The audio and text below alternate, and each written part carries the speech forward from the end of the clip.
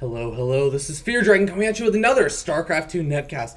Today we have yet another Zerg versus Zerg between Vortex and Ninja from the round of 16 of IEM Singapore. If you have not seen game number 1 or game number 2, and don't worry, this isn't a spoiler alert, or, this isn't a spoiler yet because this is a best of 5 series. Please go ahead and check those out by clicking on the annotation below, but if you're still around, I'm going to go ahead and assume that you have seen game number 1, game number 2, and we're going to go ahead and jump into game number 3 and introduce these players.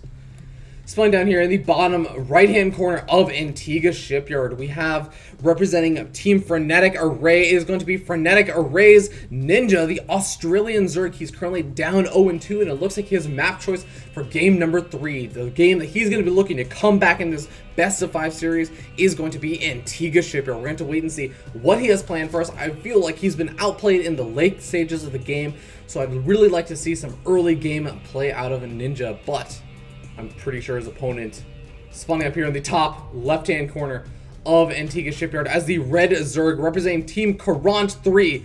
His name is Vortex, and he's going to have something to say about Ninja winning this game or even putting on any kind of early aggression.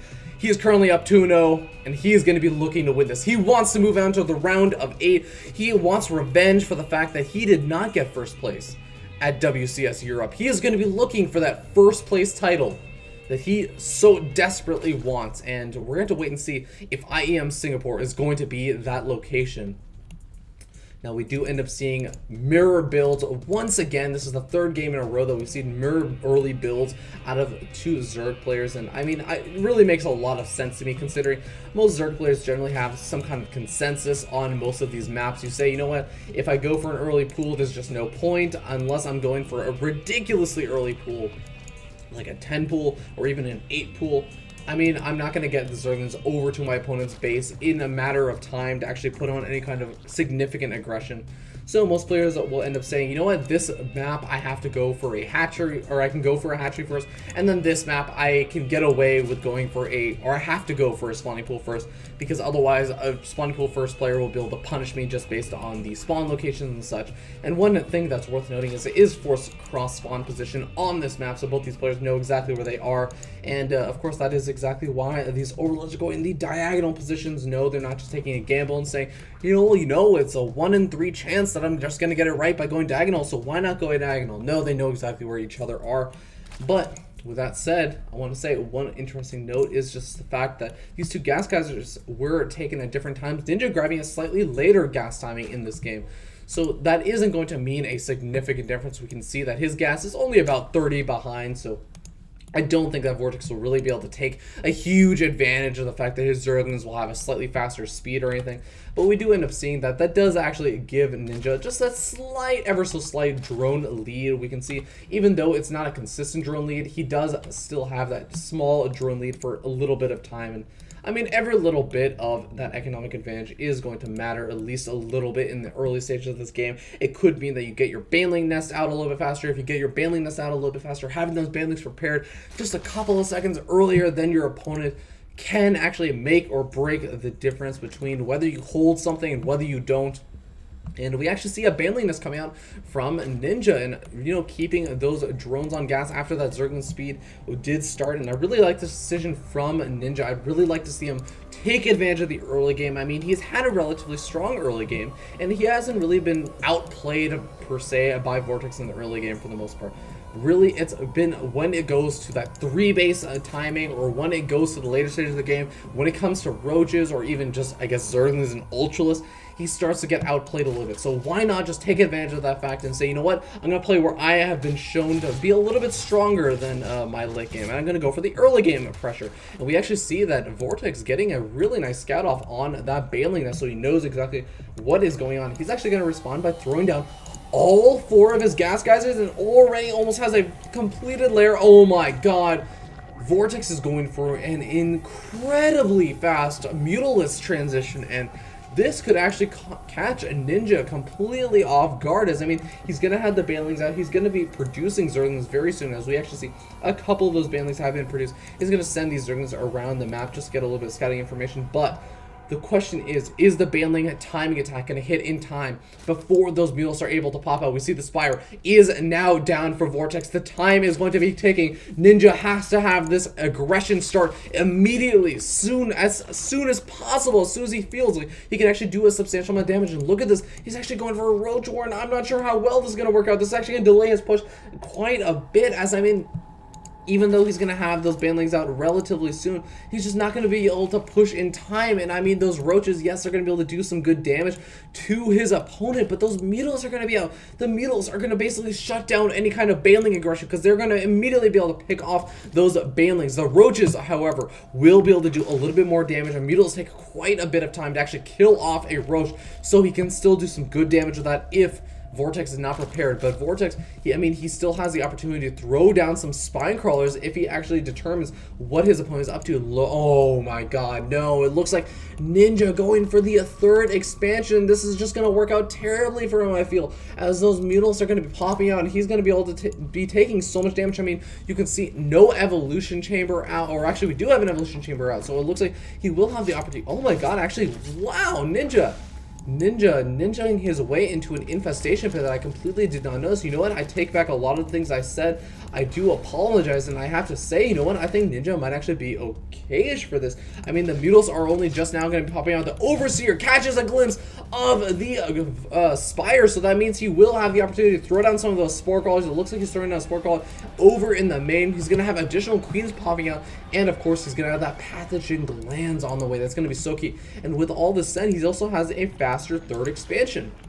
Not only that, but he also has that Roach tech out. He has the Roaches and going to be getting Galileo Reconstitution soon. He has a pretty decent force. He even has a couple of Spine Crawlers, and he has some nice little place. It's actually a really cute placement for a Spore Crawler, just kind of shutting down a little bit more of the area that those Mutals can actually travel. So I mean, in all honesty, I actually feel like I have to give the advantage to Ninja in this situation.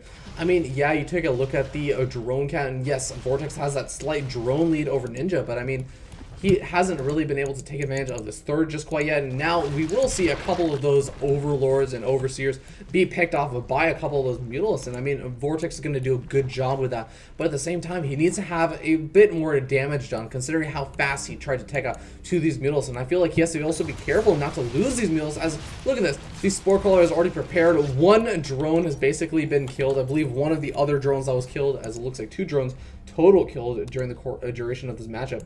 One of those drones was just a scouting drone, so I mean, I really don't think this is working out quite as well as Vortex 1. Now, we do actually end up seeing a couple of these Zerglings should be a bit vulnerable to these Mutalists, and that's going to be good for Vortex. It's going to do a little bit of damage, but I mean, was it enough? I have to ask. The one thing that I will say that Vortex has done very, very smartly is this is the total sum of all the Mutalists he has produced. He went for those Mutalists and then immediately jumped into Infestors. So he has been started producing Infestors. He's going to have some of them out, but you have to remember that Ninja did in fact get his Infestors out a little bit sooner. He's started that Infestor production not only sooner, but he's also going to be building up that energy on his Infestors a bit earlier. So that does mean he's going to have close to max energy out when he does decide to push. Whereas, I mean, Vortex is going to have a couple of Infestors out, but they're not going to have max energy, and he's not going to have quite as many. We can even see that Vortex is trying to catch up in that Roach count. So, I mean, Vortex is not looking to be as in as strong of a position as he was in some of those other games. So now we end up seeing that, I mean, Evolution Chamber are going to be finishing up that +1 Carapace upgrade for Vortex. But in the meanwhile, look at over here. We have +1 missile attacks already finished up for Ninja, and that's going to be very, very strong. Actually, we have +1 finishing up for Vortex. So, excuse me, it looks like he's actually going to be just fine in the upgrades. And I mean, he's moving out across the map. It looks like he wants to do a little bit of damage. My question is he going to have enough? We can actually see over here in the unit counting station that we have, I can't even see where the Roaches are. Oh, well, anyways, we actually end up seeing the big engagement. Lots of infested Terrans being lobbed out for both sides, but it looks like it's going to be close to call. I mean, there are so many infested Terrans that are going to be popping out, but it looks like most of the infested Terrans are belonging to Vortex, and oh my god! Is Vortex actually going to be able to do this? I thought he would have less infested Terran energy, but I mean, he's just pushing forward. I don't even know what happened in that battle. Wow, we have the infested Terrans of Vortex even doing some pot shots off. Manages to snipe off 2 of those infestors. Going to be going straight for the 3rd base, and he's going to be able to snipe off a good number of those roaches at the same time, as it looks like Ninja just does not have as many roaches at Vortex. What on earth just happened over here, folks? I have no idea. We actually end up seeing that Ninja is starting to get out a couple of those roaches, but now those roaches that were popping out trying to get over to that 3rd to defend are actually just going to be put into a flanked position. They're not going to be able to get away at all. The hatchery goes down as well, so all those drones are going to be retreating back. He needs to be careful not to rally those back over, but I don't think it's going to matter, as Vortex knows he's done the damage he needs to do with those +1/+1 upgrades. I mean, versus the +2 missile attacks, I suppose, that could factor in a little bit, but at the same time, I mean, relatively even-ish infestor counts. I felt like actually Ninja might have had a couple more infestors, or at least more energy, but I mean, all those infested Terrans really just changed the tide of the battle in Vortex's favor, and it looks like now Vortex even has a bit of more energy, could actually go in for another engagement in a little bit, as we can actually see the number of roaches is actually in favor of Vortex still. So I mean, what is Ninja to do at this point? I mean, this is going to be such a difficult hold. He needs to hold over here. He needs to get the better concave and such. But it looks like Vortex actually getting a pretty decent concave of his own. The concave is actually going to be it's going to be back and forth a little bit. It looks like Ninja's winning on the right-hand side, but it looks like at the same time Vortex is winning on the left-hand side. And now with the infested Terrans being lobbed out, looks like Vortex is going to be able to push in. He managed to snipe off additional infestors of Ninja, and it's just not going to be enough. Vortex is pushing into the natural expansion of Ninja, and Ninja just has nothing to respond. He is pulling the drones against Hydros, and that is just not going to work. We're going to be seeing a GG coming out from Ninja, and Vortex takes the best of 5 series, 3-0, with some stunning play in all 3 of those games into the late game. And I mean, look at this, even has a 4th expansion behind all this. And I mean, I thought that Ninja was playing that out beautifully, but I mean, Vortex is showing, you know what? It's just not enough. It's just not enough. You have to do better than that if you want to take me out. So, really well played, and congratulations. Vortex is going to move on to the round of 8 of IEM Singapore. And thank you so much to everyone that decided to tune in. If you enjoyed my commentary in any capacity whatsoever, please go ahead and like and also subscribe. Liking is always nice. It always gives me a little bit of feedback knowing, you know, I did things well in this cast, and you know, this is an example of something that people are enjoying versus this is an example of a cast that people aren't enjoying quite as much. So it always helps me to do that. And of course, also subscribing will definitely help me out as well, as it gives me a little bit more viewing power, and also gives me the ability to do a lot more of it kind of allows me to boast, you know, I have this many viewers that will are sometimes watching my stuff, and it allows me to get into casting certain events and such. So I mean, I always feel like it's a bit of a weird thing when people say, you know, like, comment, subscribe, favorite, all this other stuff, and sometimes it's hard to tell what exactly the good that those things do. I mean, outside of just making the person feel good. And I mean, I definitely like being made feeling good if you guys enjoy my cast. I mean, I absolutely love sharing my passion for StarCraft with you guys, and hopefully you guys are feeling some of that rub off on me. I mean, I'm feeling super energetic today, maybe just because I had Starbucks and I'm feeling awesome, and also I'm making my return back to my YouTube channel. But yeah, please go ahead and do all of that. It is super helpful to me. Also, send your replays that you want casted over feardragon64@gmail.com. I'd love to commentate some of your guys' games, as well as some of these pro level games. It's always nice to get a mix of both of those. And of course, if you were wondering where else you can check me out, I actually cast for the Underrated Team League. That's the URTL. They have the events posted on Team Liquid, but you can actually catch that over at twitch.tv/URGaming. I cast Tuesdays and Thursdays at 7 o'clock or 7:30 and 9:30. No, sorry, it's 7 o'clock Eastern and 9:30 Eastern. Sorry, I can't even remember my own days for casting. But with that said, I think I'm pretty much done, and thank you guys so much for tuning in, and especially thanks to anyone that is actually watching this and has stuck around, despite the fact that I was kind of inactive with my videos for about a month. And I guess the last note is I'm already in the application pool to go for the After Hours Gaming League, to become official After Hours Gaming League caster. So please, I'm going to be posting, you know, forwards or whatever for you guys to go vote for me, as that would be super awesome. It is a voting contest to see who will become an official After Hours Gaming League caster, and that'd be super awesome for me, especially since I'm actually planning to work at Amazon in the near future, sometime in, I guess, September or October of next year. I've already accepted an offer with them. All I actually have to do is graduate, which is going to be the hard part, but yeah, anyways, it'd be super awesome, and I'm really excited about opportunities casting over there, so please stay tuned for that, as it'll be super awesome if you guys decide to vote for me. And of course, I encourage you, even if you don't want to vote for me, just go vote for who you think is a good caster in that, and please tune in for those, as honestly, I know a lot of the people that play in the After Hours Gaming League, and they actually shield some pretty awesome games. It's pretty cool to see, so... With that said, thank you so much again to everyone that decided to not only stick around for these videos, but also decided to stick around until the end of this video.